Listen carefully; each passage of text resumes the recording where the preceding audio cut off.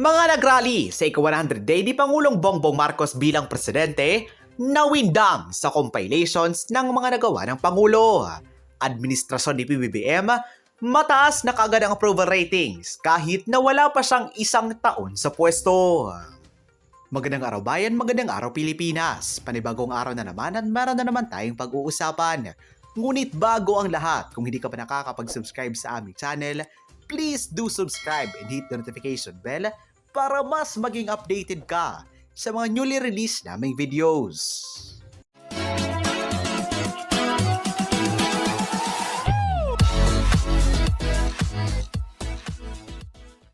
Walang mukhang naihirap sa publiko ang mga dalawan, higit lalo na ang mga nagsagawa ng kilos protesta kasabay ng pagdiriwang ng bansa sa ika-100 araw ng Pangulong Bongbong Marcos bilang punong ehekutibo ng Pilipinas. Maging ang dalawang senadora na si Riza Hontiveros ay tinawag ring mahina. Ang kakayang mamuno ni PBBM ay nagulantang rin sa video compilation na ginawa ng isang pro-Marcos vlogger upang isalampak sa mga ito kung gaano nakarami ang nagawa ng presidente sa napakaikli pa lamang panahon na pamumuno nito. Narito ang kuda ni Riza at ang ulat na siyang nagpatikom sa kanyang bibig. Riza Hontiveros quoted, "The president's lack of management skills and a topsy-turvy bureaucracy are blockages in government functions, as shown by the non-handling of sugar import fiasco in the middle of the recession. Sa maraming sangay ng gobyerno, wala pa rin kaayusan ang liderato. 2 cabinet officials and the COA chairperson have already resigned. At hanggang ngayon, wala pa ring health secretary o agriculture secretary na silang dapat tutugon sa pandemya at food shortage." Ayon naman sa isang ulat, high approval ratings greet PBBM's 100 days in office.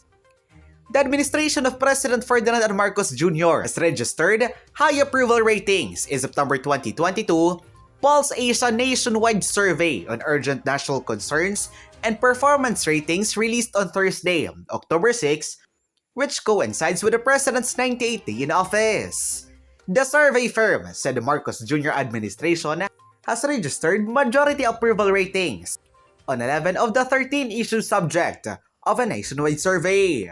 Appreciation is the majority sentiment toward the present administration's work in the areas of responding to the needs of calamity hit areas, 78%, controlling the pandemic, 78%, promoting peace in the country, 69%, protecting the welfare of overseas Filipino workers, 68%, fighting criminality, 67%, enforcing the rule of law, 62%, creating more jobs, 59%, increasing workers' pay, 59%, fighting graft and corruption in government, 58%, protecting the environment, 57%, and defending the country's territorial integrity, 52%, Pulse Asia said in a media advisory. Meantime, the administration registered a 42% rating on the issue of controlling inflation and 13% on poverty reduction. This is the Philippines and the countries worldwide continue to bounce back from the pandemic, which began in 2020.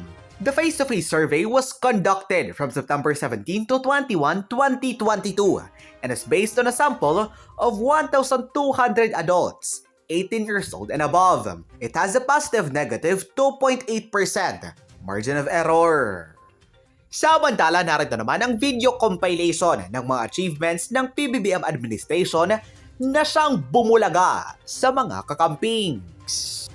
I think what we have managed to do in the first 100 days is put together a government which is functional and which has a very, very good idea of what we are targeting in terms of strict economic targets, for example, in terms of the numbers of growth, the numbers of our different measures, the different metrics that we are using for the economy.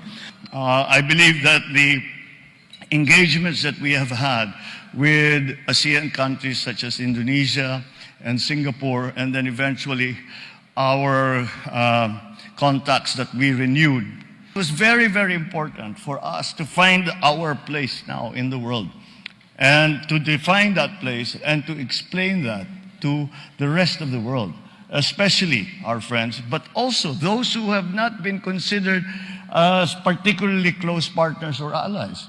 But we have been able to show that the Philippines is standing on its feet.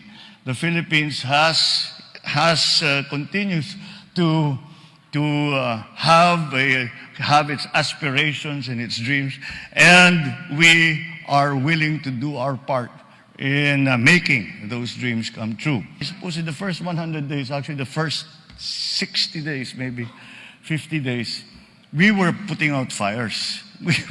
We were just trying to make things work because suddenly the problem, you're all aware, the problem with sugar, the supply, the problem with fertilizer. We were having to look to different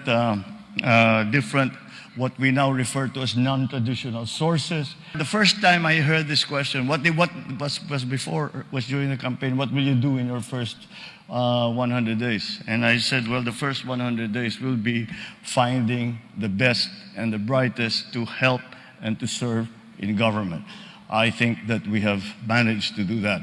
I think that we have, I am always very grateful to those such as Secretary Ben Jokno, for those in our economic managers, those who are experts who have have decided to join the government, because we know that they are very successful. And this is a sacrifice for them. It is really all about service on their part.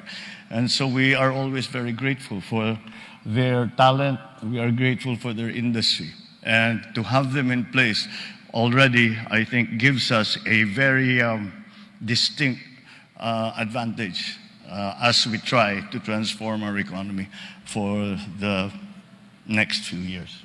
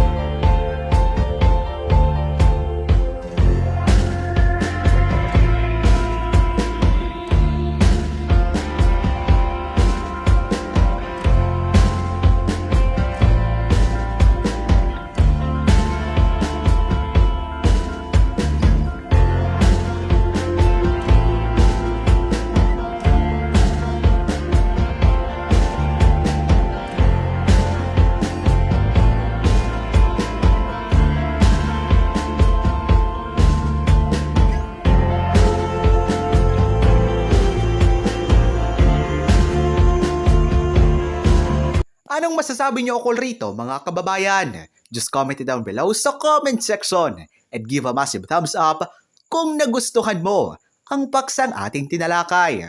At huwag kalilimutang mag-subscribe sa channel na ito. Maraming salamat sa inyong walang sawang panonood.